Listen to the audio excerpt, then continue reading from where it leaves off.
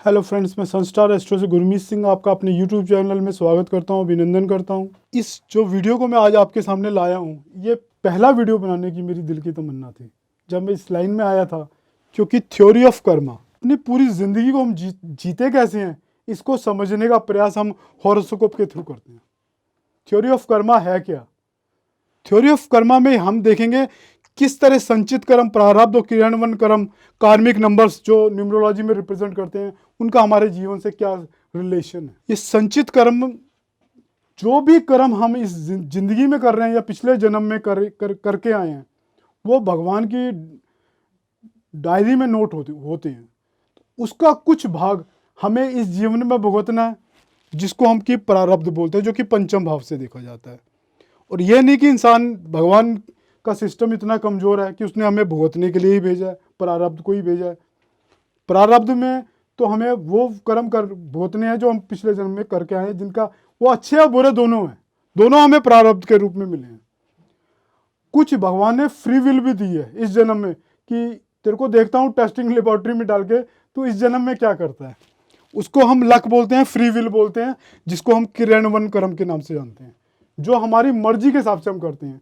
ये जो हम कर्म कर रहे हैं, ये हमारा अगले जन्म के, ये इस जन्म का संचित कर्म अगले जन्म के संचित कर्म में बनने जा रहे हैं सारे के सारे। ये अच्छे कर रहे हैं या बुरे कर रहे हैं। तो जब भी इंसान के जीवन के रूप में हम आए हैं, तो ये बात सोच के चलो, किसी का भी हम अच्छा या बुरा कर रहे हैं, जितना बुरा कर रहे हैं वो हमें सब के सब भगवान की डायरी में नोट है, भुगतना पड़ेगा। जो अच्छा कर रहे हैं वो भी हमें किसी ना किसी रूप में वापस मिलने वाला है। तो अब हम चार्ट के थ्रू समझने की कोशिश करते हैं कि पूरी जिंदगी हम जीते कैसे हैं। पहला भाव, पंचम भाव और नवम भाव, ये पूरी की पूरी हमारी जिंदगी की पूरी इमारत है, जिस पे हमने अपनी पूरी जिंदगी गुजारनी है। फिफ्थ हाउस प्रारब्ध का है। अगर फिफ्थ हाउस का लॉर्ड फिफ्थ हाउस पे पड़ने वाली दृष्टि और फिफ्थ हाउस पे बैठे ग्रह शुभ हैं, तो समझ लो हमारे साथ मैक्सिमम घटनाएं जो इस जीवन में घटेंगी वो शुभ घटनाएं। अब नाइन्थ हाउस चूंकि हमारी फ्री विल का है, तो नाइन्थ हाउस हमारे लक का भी है। तो जितने शुभ ग्रह यहाँ पे संबंध बना के बैठे होंगे, जैसे सपोज शुभ ग्रह नहीं बैठे, शनि बैठा है, चाहे अपने ही घर बैठा हुआ, तो हमारी किस्मत बहुत देर से जागेगी। तो वो इंडिकेट हम पिछले जन्म से जो लक लेके आए हैं वो बहुत थोड़ा लेके आए हैं। शुभ ग्रह जैसे जुपिटर, मरकरी, वीनस यहाँ बैठे हुए हैं या इससे संबंध बना के बैठे हुए हैं, तो वो ये बताएंगे हमारे को फ्री विल बहुत ज़्यादा जीने को मिली है। हम राजयोग वाजयोग तो बाद में देखें, पहले फर्स्ट हाउस और फिफ्थ हाउस और नाइन्थ हाउस को देख लें। अगर फिफ्थ हाउस और नाइन्थ हाउस अच्छी इंडिकेशन दे रहे हैं, तो मस्ट भी लगना लॉर्ड हमारा वेल प्लेस्ड होगा, क्योंकि लगन हम खुद हैं, लगना लॉर्ड हमारे खुद को रिप्रेजेंट करता है। अगर ये हमारी इमारत फिफ्थ और नाइन्थ हाउस की अच्छी बनी हुई है, इट मीन्स कि हमारा फर्स्ट हाउस भी बहुत अच्छा इंडिकेशन लेके आया हुआ है। अब ये जो कार्मिक नंबर ये क्या होते हैं, 13, 14, 16, 19, ये भी कार्मिक नंबर भी हमें बताते हैं कि पिछले जन्म में हमने जो कर्म किए हैं उसका किसी ना किसी रूप में इस जन्म में हमें भुगतना पड़ेगा। अब क्या कर्म है, 13 नंबर जो डेस्टिनी नंबर है, 13 है, ये कहीं ना कहीं पिछले जन्म में हम अपने पिता से या अपने गुरु से धोखा दी है, क्योंकि ये कुल मिला के 13 और 4 नंबर बनता है राहु का। तो ये पुराने जमाने के पिछले जन्म के कुछ ऋण की तरफ इंडिकेशन कर रहा है। सेकंड है 14 नंबर, ये 1 नंबर और 4 नंबर राहु का। ये व्यक्ति, ऐसा व्यक्ति बहुत ऊपर जाता है, लेकिन जिंदगी के आखिर में जो कमाया सब गवा देता है, क्योंकि कुछ ना कुछ हमने सूर्य का और राहु का नंबर है, ये कुछ ना कुछ पुराने जमाने के ऋण है जो हमने इस जन्म में उतारने हैं। ये 16 नंबर भी कुछ ऐसी ही इंडिकेशन देता है। 16 नंबर वाले जनरली व्यक्ति इस जन्म में लास्ट में जाके बहुत तेजी से नीचे आते हैं। अब 19 नंबर क्या है? वैसे तो कहते हैं 19 नंबर अपने कर्म भुगत के आया है, बट भगवान ने कहा बेटे तेरे को फिर दोबारा मौका देता हूँ, शायद तू अच्छे कर्म करे या बुरे करेगा, पता करता हूँ टेस्टिंग लेबोरेटरी में। तो ये 19 नंबर वाला व्यक्ति सूर्य और मंगल का नंबर है। ये पिछले जन्म में किसी किंग का नंबर था, जिसके पास पावरफुल मार्क्स की ताकत थी, कुछ ना कुछ इसने गलत कर्म किए थे। जो इस जन्म में भी 19 नंबर लेके आते हैं, तो उनके ऊपर कहीं ना कहीं परछाई पिछले जन्म की होती है। तो भगवान ने उनको टेस्ट लेबोरेटरी में डाला हुआ है कि तू इस जन्म में क्या कर रहा है, वो तेरा अगले जन्म का फैसला करेंगे। तो दोस्तों, मैंने आज थ्योरी ऑफ कर्मा को समझा के आपको ये इंसान के जीवन को जानने की कुछ कोशिश की है। अब इसको हम प्लैनेट्स के थ्रू भी जानने की कोशिश करते हैं। जब हम पैदा होते हैं, सूर्य और चंद्रमा ये हमारे इनहेरेंट हमारे साथ ही पैदा होते हैं। इन प्लेनेट की परछाई हमारे ऊपर ही होती है। सूर्य हमारी आत्मा है, वो 5th हाउस में आ गई है। जब हम पैदा हुए तो समझ लो आत्मा हमारे साथ आ चुकी है। अब पहली जो दशा इंसान को 0 से 1 साल तक व्यक्ति के जो ऊपर परछाई सबसे बड़ी पड़ती है वो चंद्रमा का एक्टिवेशन रहती है इसमें।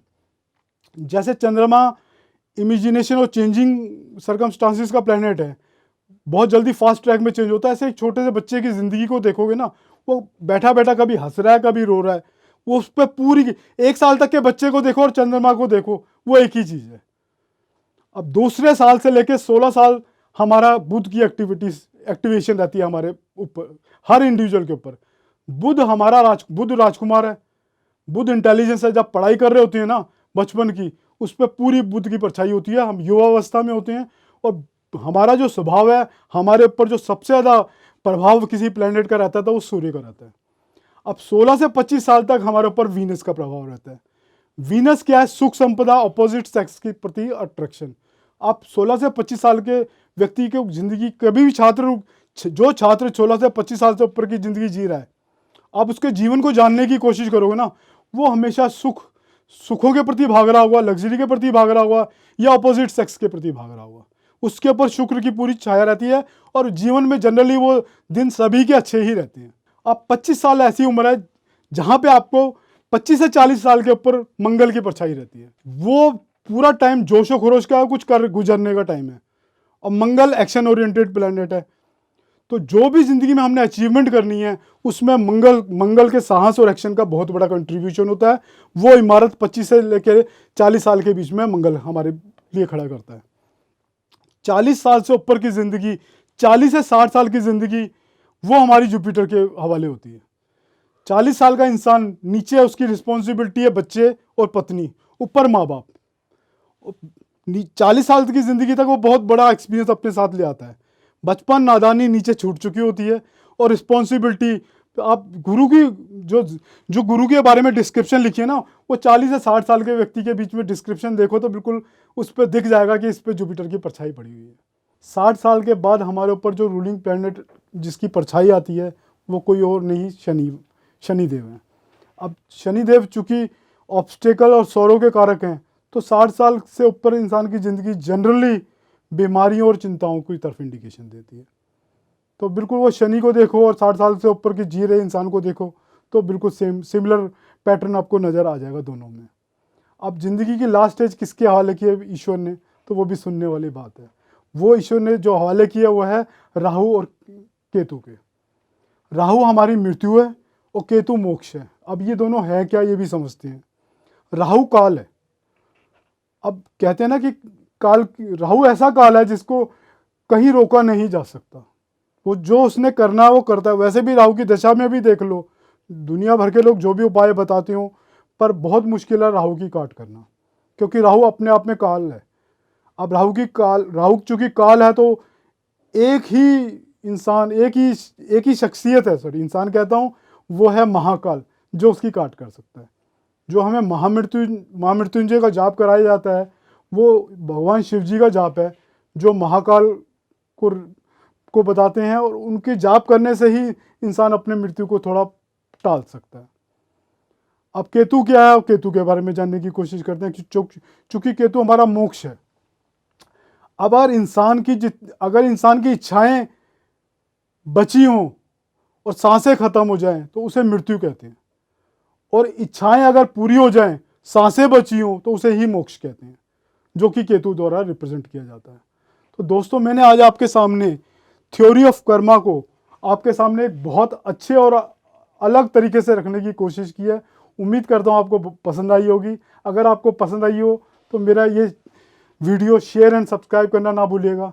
Thanks friends, thanks.